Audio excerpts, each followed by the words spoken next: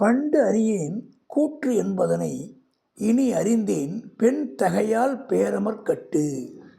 பண்டறியேன் கூற்றென்பதனை இனி அறிந்தேன் பெண் தகையால் பேரமர்கட்டு.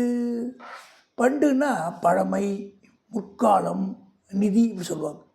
கூற்றுனா யமன், கூற்றுகை, மொழி, கூறத்தக்கது.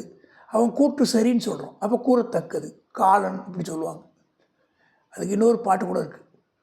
கூற்றென்று மேல்வரினும் கூடி எதிர் நிற்கும் ஆற்றல் அதுவே படை. யமனே சண்டைக்கு பெரிய அளவில் வந்தால் கூட அவனை எதிர்த்து போராடி ஜெயிக்கிறது தான் உண்மையான படைன்னு சொல்லுவாங்க.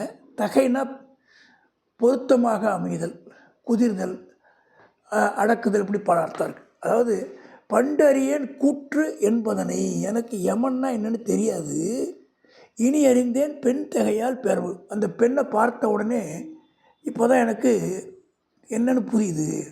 யமன் என்று சொல்லப்படுவதை முன்பு அறியேன், தெரியாது, இப்போது கண்டறிந்து தெரிஞ்சுக்கிட்டேன். அது பெண் தன்மையுடன் போர் செய்யும் பெரிய கண்களை உடையது. அதாவது தெளிவாக என்ன சொல்கிறாங்கன்னா, யமன் என்று நூலோர் சொல்ல முன்பு கேட்டிருக்கேன், யமன் ஒன்று பார்த்தது கிடையாது. இப்போ தெரிஞ்சுக்கிட்டேன், பெண்ணிற்கே உரிய நல்ல குணங்களுடன் பெரியதாய் போடும் கண்களை உடையது தான் யமன்னு தெரிஞ்சுக்கிட்டேன் அப்படி சொல்கிறாங்க. I never knew Yama before, but now I realize that is the feminine and has wearing ice.